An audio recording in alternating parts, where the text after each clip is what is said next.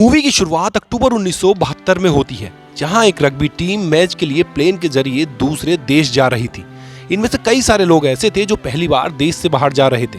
कुछ प्लेयर्स की family members भी उनके साथ आ गए थे। जैसे प्लेन उड़ा, कुछ ही देर में बर्फीली इलाकों में पहुंच जाता है, लेकिन अचानक ही उनका प्लेन जोरों से हिलने लगा। फिर अचानक ही वहां पर बर्फ का तूफान आ जाता है, जिससे प्लेन बेकाबू होकर नीचे की तरफ जाने लगा था। लेकिन फिर भी पायलट्स ने इस खतरनाक तूफान से प्लेन को निकालने की कोशिश की, लेकिन प्लेन कंट्रोल में ही नहीं आ रहा था। तो अंदर की सारी चीजें इधर उधर गिरने लगती हैं, पर अचानक ही प्लेन एक काफी बड़ा पत्थर से टकरा जाता है, जिससे वो दो हिस्सों में टूट गया। कुछ ही देर में प्लेन के सामने वाला हिस्सा भी बर्फ में जाकर टकरा जाता है। इससे सारे लोग जोरदार तरीके से आगे की तरफ गिर जाते हैं। सामान भी बिखर गया और इस हादसे की वजह से कई सारे लोग मौके पर ही मारे जाते हैं। कुछ देर के बाद वो लोग जो बिल्कुल सही सलामत थे, वो फंसे हुए लोगों को बाहर निकालते हैं। परेशानी का माहौल था, हर तरफ खून खून फैला हुआ था, लेकिन यहाँ पर सब लोगों ने एक दूसरे को संभाल कर हिम्मत दी। अब दो लड़के कैबिन खोलकर पायलट के पास जाते हैं, जिसकी हालत भी बहुत खराब थी, और अगले ही पल वो भी दम तोड़ देता है। देखते ही देखते रात हो गई। टेम्परेचर भी तेजी से गिरने लगता है, क्योंकि ठंड से उनका बुरा हाल हो रहा था। इसलिए वो प्लेन के बड़े से छेद को सामान और लाशों से ढक देते हैं। सर्दी से बचने के लिए अंदर जाकर छुप गए लोग इस हादसे की वजह से काफी दुखी और गहरे सदमे में थे। कुछ तो डर की वजह से चिंता भी कर रहे थे। तभी बाकियों ने जैसे तैसे उनको सहारा दिया। अगली सुबह जब उठे तो देखा कि 4-5 और लोग ठंड की वजह से मारे गए हैं। अब तक तूफान भी थम चुका था, इसलिए वो लोग बाहर आए, लेकिन दूर दूर तक बर्फ के अलावा कुछ दिखाई नहीं दे रहा था। साथ ही ये जगह काफी नीचे को भी थी। अब वो नहीं जानते थे कि पता नहीं हम कब तक यहाँ फंसे रहें। तो जिंदा रहने के लिए वो इंतजाम करने लगे। उन्होंने सारे बैग्स और सामान को चेक किया, खाने पीने और जरूरत का सामान वहां से इकट्ठा कर लिया। अपना सारा काम खत्म करने के बाद वहीं जगह पर बैठ जाते हैं। उन्हें खाना दिया गया, जो वो खाते तो हैं, लेकिन साथ में यह सोचकर परेशान हो रहे थे कि हमारे पास थोड़ा सा खाना है, जो ना जाने हमें कब तक चलाना होगा। अब अचानक वहां से एक प्लेन गुजरने लगता है। इन लोगों में एक उम्मीद उठी, इसलिए वो जोर जोर से चिल्लाने लगते हैं ताकि प्लेन की आवाज सुनकर रुक जाए। लेकिन इसका कोई फायदा नहीं हुआ, क्योंकि प्लेन काफी दूर था। तो वो वैसे ही वहां से चला गया। अब तीसरे दिन एक लड़की नाडो को होश आ गया। नाडो की हालत बहुत खराब थी, चेहरा भी बिगड़ गया था, लेकिन फिर भी वो जैसे तैसे रेंगती हुई अपनी बहन के पास चली जाती है। बहन की हालत भी बेहद खराब थी। जब नैनो उसकी माँ डैड के बारे में पूछता है तो उसे पता चलता है कि उनकी तो मौत हो गई है।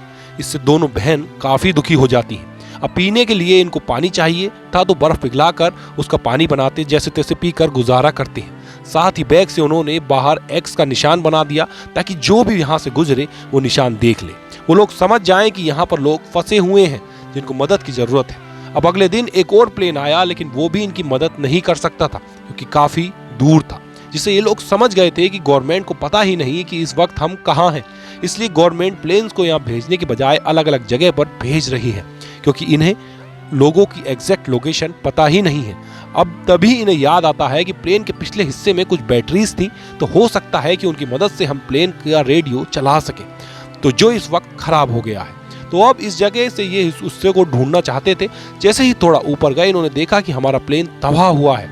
वो जगह तो यहाँ से दिखाई नहीं दे रही है, तो यही वजह है कि किसी भी प्लेन ने हमारी तरफ नहीं देखा। जाहिर है इस वजह से कोई भी हमारी मदद के लिए नहीं पहुंच सकता। ऊपर की बर्फ खिसकने लगी, तो इन्होंने वापस लौटने का फैसला किया। अब ऐसे ही दिन गुजरते गए और एक हफ्ते बाद इनका सारा खाना खत्म हो जाता है। अब इस इलाके में ना तो जानवर थे और ना ही कोई पेड़ पौधे जिनको खाकर वो गुजारा कर सकती, इसलिए पत्थरों पर जमी हुई काई ही खाकर गुजारा करते हैं। लेकिन उसका जायका भी बहुत कड़वा था। भूख से तंग आकर नाडो कहता है कि अगर मुझे लाशों का मांस भी खाना पड़ा तो मैं वो भी खा जाऊंगा। उसकी इस बात पर कुछ लोग राजी हो गए, जबकि कुछ लोगों को इस बात को लेकर आपस में बहस छिड़ गई। टाइम के साथ साथ उनकी भूख इतनी बढ़ गई थी कि वो अपने जूते, उसके लेसेस, यहाँ तक कि सिगरेट्स भी खाने लगते हैं। अब अगली सुबह जैसे हुई, नाडो देखता है कि उसकी बहन ने भी दम तोड़ दिया। वो बहुत दुखी था कि मॉम डैड के बाद आज मेरी बहन भी चल बसी। ये देखकर एक लड़का काफी दुखी हो गया। वो अपने मॉम डैड के लिए खत लिखता है। ऐसे फिर इनको 21 दिन हो गए। इनमें से कुछ लोग तो भूख की वजह से पागल हो रहे थे, वो कुछ भी खाने को तैयार थे, इसलिए बाकियों ने उनकी हालत देखकर उन्हें लाशें खाने की इजाजत दे दी। फिर कुछ लोग बाहर गए, कांच के टुकड़ों से लाशों का मांस काट कर खाने लगते हैं। और अब सिर्फ यहाँ ऐसे 5 ही लोग थे जो लाशों का मांस खाना नहीं चाहते थे। क्योंकि उनका मानना था कि हम कैनिबल आदमखोर कभी नहीं बनेंगे, बल्कि उससे बेहतर मरना पसंद करेंगे। कुछ देर के बाद खोजने पर उन्हें बर्फ में एक बैग मिला। अंदर चेक करने पर एक रेडियो मिलता है। इन्होंने अपना दिमाग लगाकर वहां एंटीना बनाया और अब जैसे रेडियो सुना, इन्हें पता चला कि गवर्नमेंट ने इनको ढूंढने के लिए 60 से ज्यादा बार प्लेन्स भेजी थी, लेकिन कोई भी इनको ढूंढने में कामयाब नहीं हुआ। तो इसलिए गवर्नमेंट ने समझ लिया कि प्लेन तबाह हो गया है और वो सारे लोग मारे गए हैं। ये सुनकर वो बहुत दुखी हो जाते हैं। यहाँ उनकी हिम्मत जवाब दे रही थी, तो बचे हुए 5 लोगों को अब मांस खाकर ही गुजारा करना पड़ता है, क्योंकि ये सुनने के बाद अब वो सारे लोग जान चुके थे कि अब हमें बचाने के लिए कोई नहीं आने वाला।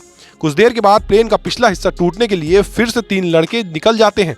थोड़ा चलने पर इन्हें टूटा हुआ मलबा मिला, कुछ लाशें भी मिली। इन्हें रात हो गई थी, तो वो सोने की कोशिश करते हैं पर सो ही नहीं पाते, क्योंकि रात भर वहां पर बर्फ का तूफान आता रहता है। अगली सुबह जब ये उठे तो पूरी तरह बर्फ से ढके हुए थे। अब जिंदा तो थे, लेकिन हालात बहुत खराब थे। एक को नजर नहीं आ रहा था, जबकि बाकी तो बहुत कमजोर हो गए थे। इसलिए वो चारों लोग एक टुकड़े पर बैठकर वापस नीचे आ गए। ये खौफनाक नजारा देखकर वो लड़का जिसने अभी तक मांस नहीं खाया था, वो भी चुपचाप मांस खा लेता है। इसके बाद तूफान आ रहा था, लेकिन ये लोग प्लेन के अंदर बैठकर एक दूसरे से बातें करने लगते हैं ताकि अच्छा वक्त गुजर सके।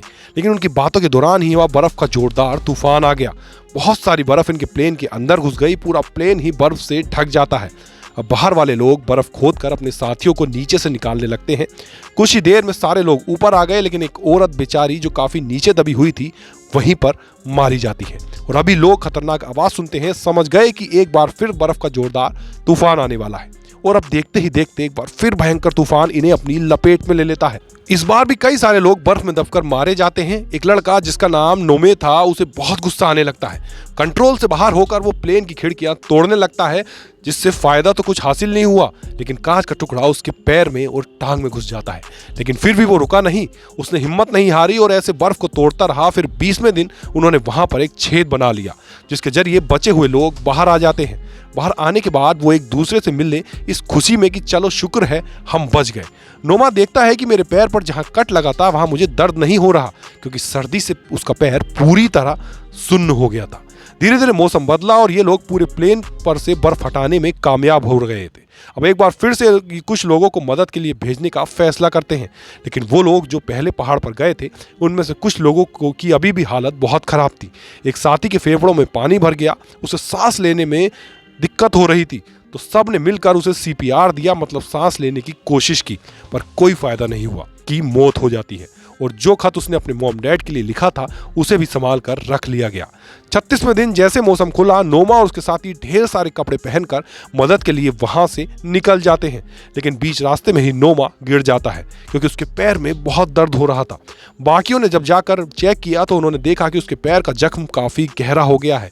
इसलिए उन्होंने नोमा को वापस ले जाने का फैसला किया, पर उसने जवाब दिया कि नहीं दोस्तों, तुम लोग आगे बढ़ो, मैं खुद वापस चला जाऊंगा।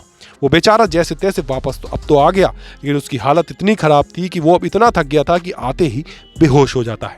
जबकि वो लोग जो मदद के लिए आगे बढ़ रहे थे, वो ये देखकर काफी खुश हो जाते हैं कि हमारे सामने प्लेन का पिछला हिस्सा पड़ा हुआ है, जो आखिरकार अब उन्होंने ढूंढ लिया था। प्लेन का वो हिस्सा देखते ही उन्होंने यहाँ पर अपने बाकी साथियों को भी बुला लिया। यहाँ पर जो सामान था वो सारा उन्होंने इकट्ठा कर लिया। सामान में बहुत सारे साफ कपड़े, खाने का सामान और बहुत सारे चॉकलेट्स भी थे। इन्हें यहाँ पर वो बैटरीज भी मिल जाती हैं, जिन्हें प्लेन में डालकर ये रेडियो के जरिए सिग्नल्स भेजने की कोशिश करते। लेकिन आगे से कोई जवाब नहीं आया, क्योंकि रेडियो खराब था, जिसे ये लोग समझ नहीं पा रहे थे। लेकिन जब इनको एहसास हुआ कि रेडियो खराब है, तो थक हार कर ये वहीं बैठ जाते हैं। नोमा का जख्म भी दिन ब दिन बढ़ता जा रहा था, जो उसके पूरे जिस्म पर ही फैल गया था। अब नोमा अपनी हालत देखकर समझ गया था कि मेरे पास ज़्यादा टाइम नहीं है, जल्दी ही मैं मरने वाला हूँ। इसलिए उसने खाना पीना बंद कर दिया, ताकि मेरे हिस्से का खाना मेरे साथी ही खाकर जिंदा रह सके। इस बार उन्होंने प्लेन के पिछले वाले हिस्से से काफ़ी बड़ा वाटरप्रूफ कपड़ा मिला, जिसमें पानी नहीं जा सकता था, तो उसे जोड़कर किसी तरह उन्होंने काफ़ी बड़ा स्लीपिंग बैग बनाया, जिसके अंदर आ जाकर ये आसानी से सो सकते थे। फिर इन्होंने छोटे रेडियो पर खबर सुनी कि हालांकि इन्हें यहाँ पर फंसे हुए 58 दिन हो गए हैं, लेकिन अब भी एयरफोर्स उन्हें ढूंढने के लिए एक आखिरी प्लेन भेज रहा है, इस उम्मीद के साथ कि अगर ये लोग जिंदा हैं तो एयरफोर्स को मिल जाएं। ये सुनकर कुछ लोगों ने कहा कि मदद के लिए हमें ऊपर जाना होगा।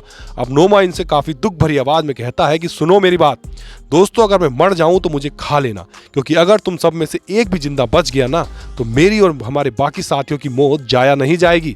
इतना बोलते ही उसने दम तोड़ दिया।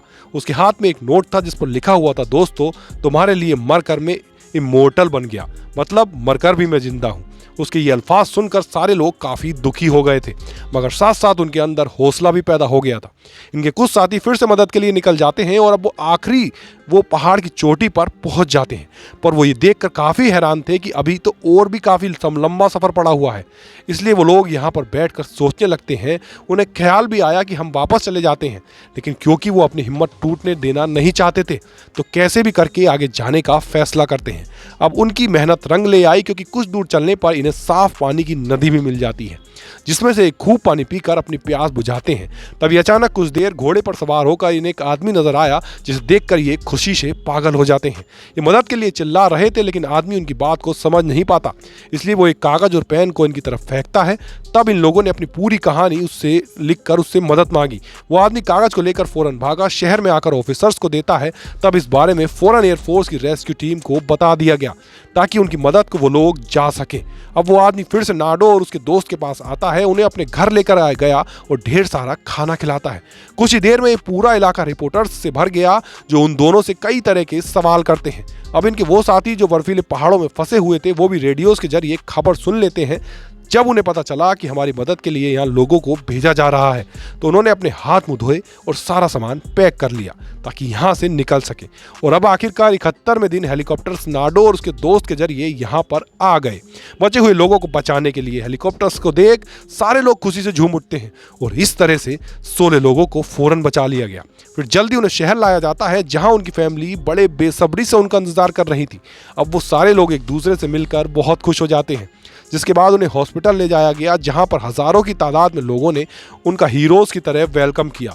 क्योंकि इतनी मुसीबत के वक्त भी हौसला नहीं हारा तो अपनी बहादुरी की वजह से ये यहाँ से बच निकले। लेकिन इस रात ये लोग एक दूसरे से अलग नहीं सोए, सब इकट्ठे ही थे, क्योंकि उस हादसे का सदमा इनमें बहुत गहरा था। उसे बाहर निकाल नहीं पा रहे थे और उन्होंने इस बात की खुशी थी कि हमने थोड़ी बहुत कोशिश की और हम बचा लिए गए। वो डट के खड़े रहे और ये सोचते रहे कि जीना है तो जीना है, जिस वजह से उनके सामने मुश्किल वक्त भी हार गया। और इसी के साथ इस फिल्म की कहानी भी यहीं पर ख़त्म हो जाती है।